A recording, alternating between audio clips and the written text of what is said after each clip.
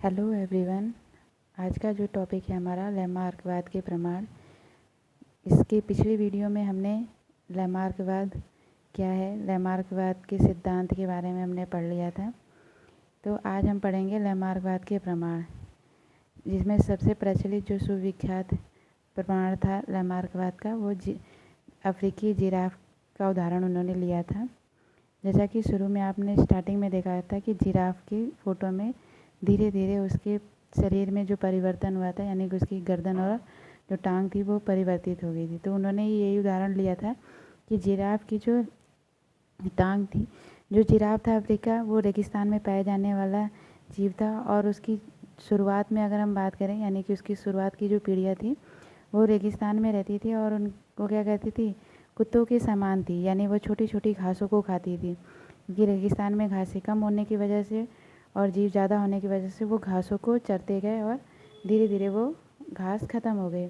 जब घास ख़त्म हो गई तो उन्होंने देखा कि उससे छोटी जो पौधे होते हैं, यानी घासों से जो बड़े पौधे होते हैं, उनको खाना शुरू किया। तो उनको खाने के लिए उनको धीरे धीरे अपनी गर्दन ऊँची करनी पड़ी। फिर वो घास ख़त्म हुई तो उससे ऊपर, फिर उससे ऊपर, यानी कि धीरे धीरे करते हुए पहले उन्होंने अपनी गर्दन को उठा के या उठा के खाना शुरू किया घासों को। फिर उन्होंने अपनी अगली जो पैर थे उसके सहारे से ऊंचा करके खाते रहे और धीरे धीरे उनकी पीढ़ियाँ क्या हो गई कि उनकी गर्दन और टांग क्या हो गई, परिवर्तित होकर लंबी हो गई, जो धीरे धीरे आनुवंशिक रूप में पीढ़ी दर पीढ़ी जिराफ की क्या हो गई, परिस्थिति बदलती गई। जो पीढ़ी दर पीढ़ी आनुवंशिक होकर यह लक्षण जिराफ की वर्तमान जाति में स्थायी रूप से लक्षण प्रदर्शित करती है। अब ये स्थिति हो गई है कि जिराफ की गर्दन और अगली टांग काफ़ी लंबी हो गई ताकि वो वृक्षों पे लगने वाले पत्तियों को भी वो इजली खा लेते हैं। दूसरा उदाहरण उन्होंने लिया था सांपों का उदाहरण, ठीक है, एग्जाम्पल ऑफ स्नेक। उसमें उन्होंने बताया था कि अंगों का कम उपयोग का उदाहरण इसका ले सकते हैं। यह हम कह सकते हैं कि उन्होंने लैमार्क ने बताया था कि सांप की पहले टांगें हुआ करती थी, छोटी छोटी टांगें होती थी जिससे वो चलते थे, लेकिन इनकी टांगें बिल में जाने के लिए बहुत दिक्कत देती थी। तो वो बिल में जाने के लिए टांगों का उपयोग नहीं करते थे, सरक सरक के वो जाते थे।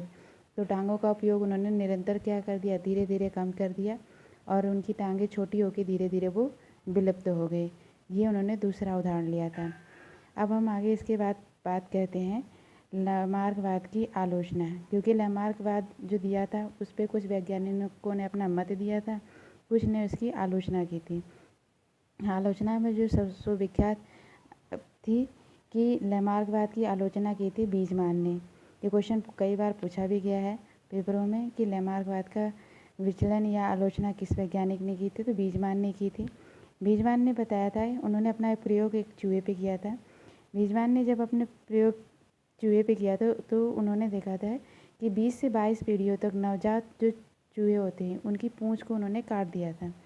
जब उनकी पूँछ काटते थे, लेकिन जब उनकी अगली संतान होती थी तो वो फिर से उनकी पूँछ वैसी की वैसी ही रहती थी, कोई परिवर्तन नहीं होता था। तो उन्होंने बताया कि ऐसा कुछ नहीं है कि किसी चीज़ को हम बार बार उपयोग करने से या कम करने से वो परिवर्तित हो जाती है।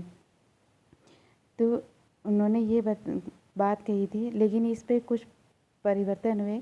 बीजमान ने अपने ही सिद्धांत प्रतिपादित किए थे। तो बीजमान का जो सिद्धांत था वो जनन द्रव्य की निरंतरता सिद्धांत था। उसमें बात ये हुई थी कि जो जीव द्रव्य होता है वो मनुष्य में क्या कहते हैं, जो जनन अंग होते हैं उनके लिए उपयोगी होता है और वही क्या होते हैं, जीन्स पीढ़ी दर पीढ़ी जाते हैं, जिससे हमें परिवर्तन होता है, कायिक परिवर्तन नहीं होता है। यानी कि पूँछ का जो काटना था वो कायिक परिवर्तन होता है, ये पीढ़ी दर पीढ़ी नहीं चलता है, ये केवल क्या होता है, एक ही पीढ़ी में नज़र आता है। इसके कई और उदाहरण हैं। आलोचना के आधार पे अगर हम बात करें तो जो भारतीय परंपरा होती है उसमें मनुष्य क्या करते हैं, अपने नाक और कान छिदाता है, लेकिन उसकी पीढ़ियाँ वैसी की वैसी ही रहती हैं, उनमें कोई भी परिवर्तन नहीं होता है। उनकी कान और नाक हर वर्ष छिदानी पड़ती है, अगली पीढ़ी के लिए छिदवानी पड़ती है।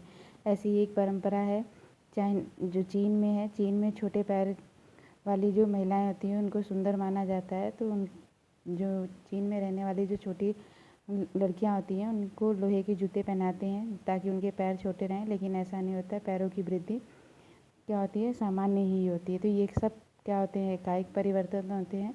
इस वजह से इसमें कोई भी परिवर्तन नहीं हो पाता। ये जनन अगर परिवर्तन होता तो पीढ़ी दर पीढ़ी चलता। फिर उसके बाद आते हैं लैमार्कवाद के समर्थक सपोर्टर कौन थे। तो लैमार्कवाद के जो सपोर्टर थे उन्होंने भी कुछ वैज्ञानिकों में से कुछ वैज्ञानिक जैसे चूहों पर सुमेरन का प्रयोग, जो सुमेरन थे उन्होंने ये दावा किया कि जो लैमार्कवाद ने अपना सिद्धांत दिया है परिवर्तन का वो उपयोगी होता है। तो उन्होंने क्या किया था, उन्होंने भी चूहे पे किया। उन्होंने चूहे को क्या किया, गर्म वातावरण में पाले गए चूहों की अपेक्षा जो चूहे ठंडे होते हैं, ठंडे इलाके में होते हैं, उनकी पूंछ और कर्णपल्लव बड़े हो जाते हैं, ये लक्षण दिया था। और ये लक्षण उनकी पीढ़ी दर पीढ़ी आगे भी प्रदर्शित होती है। तो इससे उन्होंने कहा था लैमार्कवाद का जो सिद्धांत था उसको सपोर्ट किया था। दूसरा आता था चूहों पे मैकडूगल का प्रयोग। मैकडूगल ने 1931 में चूहों पर ही प्रयोग किया था और उन्होंने 45 पीढ़ियों तक एक ऐसे विशेष रास्ते से चूहों को ट्रेनिंग किया जो टेढ़ा मेढ़ा रास्ता था। शुरुआत में जो चूहे थे उनको अधिक ट्रेनिंग देनी पड़ी थी, लेकिन बाद में ये पीढ़ी दर पीढ़ी ट्रेनिंग कम होती गई। तो इससे उन्होंने इनका समर्थन किया था। तो इस वीडियो में आप सीखते हैं कि लैमार्कवाद के प्रमाण में लैमार्कवाद ने अपना जो प्रमाण दिया था वो अफ्रीकी जिराफ पे दिया था, जिसमें लंबी टांग और लंबी गर्दन था। सर्पों के जो पैर होते हैं वो धीरे धीरे विलुप्त कैसे हुए थे ये बताया था।